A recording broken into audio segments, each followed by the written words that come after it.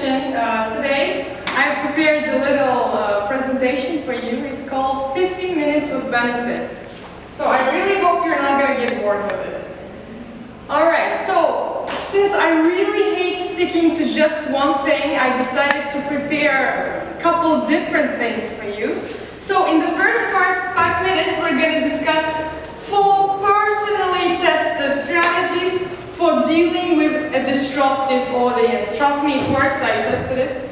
Alright, second 5 minutes, we're going to go through the 6 commonly confused English words, okay? And the third 5 minutes, we're going to learn 4 advanced adjectives to make you sound smarter.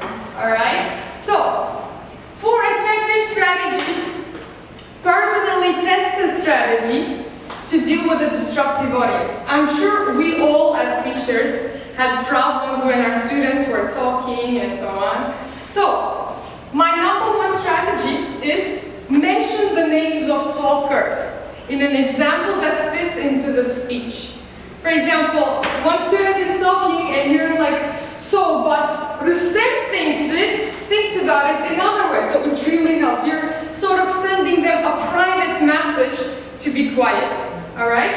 So, the second one is move toward disruptors. I started using it in the midterm. So students were trying to communicate with each other and I was just like standing next to them and they were like, they stopped talking. Alright? So, the next one is the most effective, I believe, is stop talking and do nothing for about a minute. Okay? It really helps. So you're explaining it, it's like and you're all stopping for a minute and that's it. And then everyone is like being quiet, getting quiet.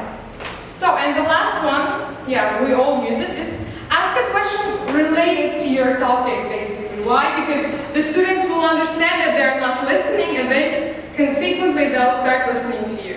Because they'll feel shy that they don't know the answer to the question you're asking. Alright, so are there any strategies you want to share with me? Because it's very important for me to know some other strategies. Maybe you use some other, your own strategies for dealing with a disruptive audience. What do you do, for example?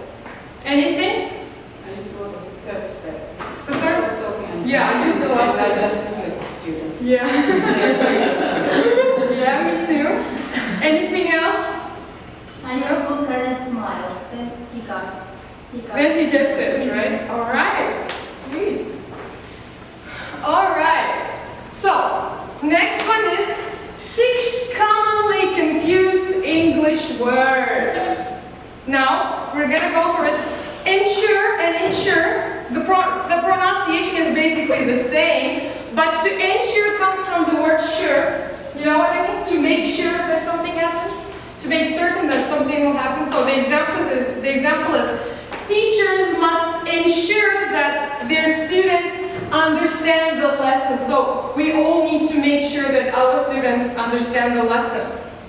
This one, insure, comes from the word insurance. You know what's insurance? Yeah. So, means to secure or to protect. Alright? Most Japanese buildings, I'm sure you all heard this fact, most Japanese buildings are insured against earthquakes. Right? Do you understand it? Wonderful. Alright, next one, censure and censor. Also, the spelling is pretty much the same. So, censure means to criticize strongly.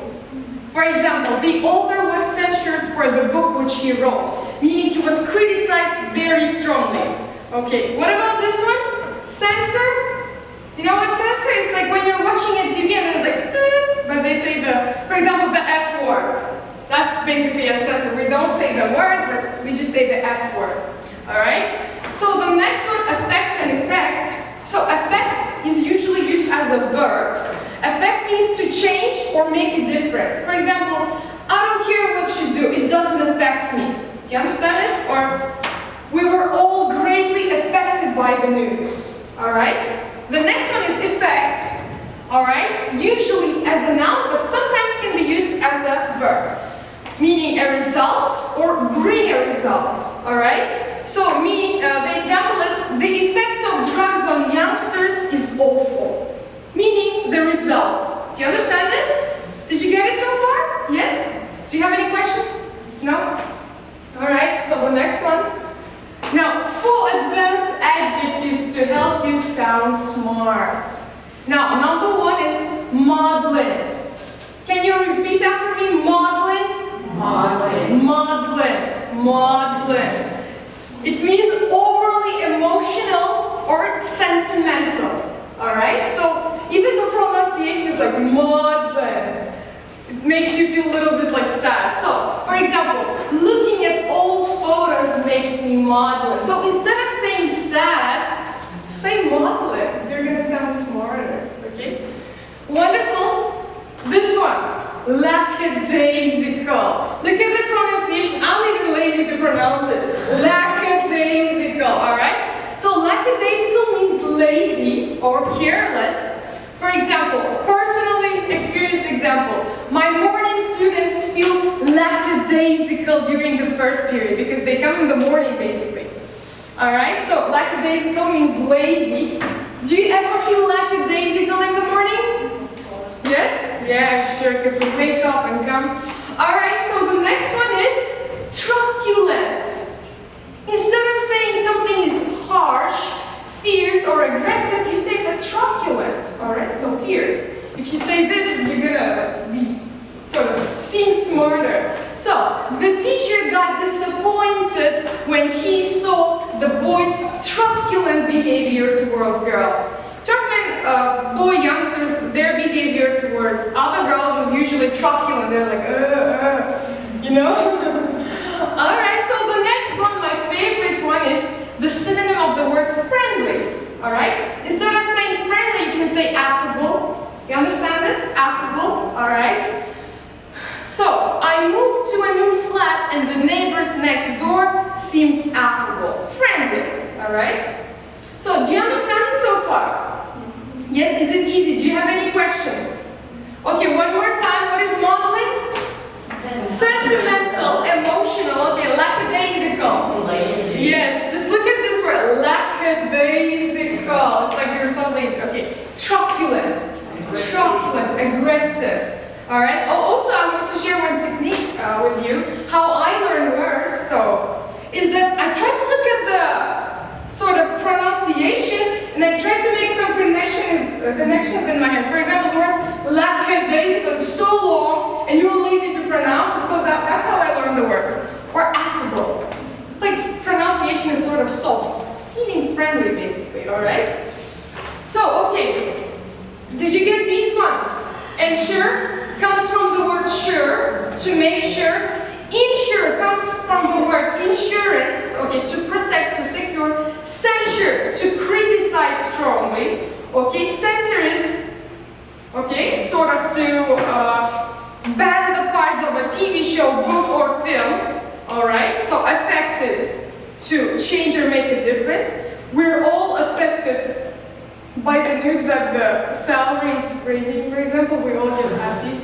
Alright? So, and effect, meaning a result or to bring about the result. Alright?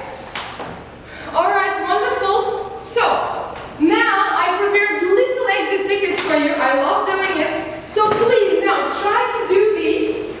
Try to do these. Alright? And let's see if you learn these. If you have learned these words basically. So please. Alright. Alright, so very easy words.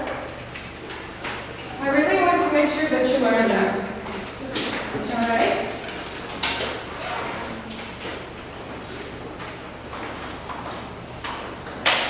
Did you pick them?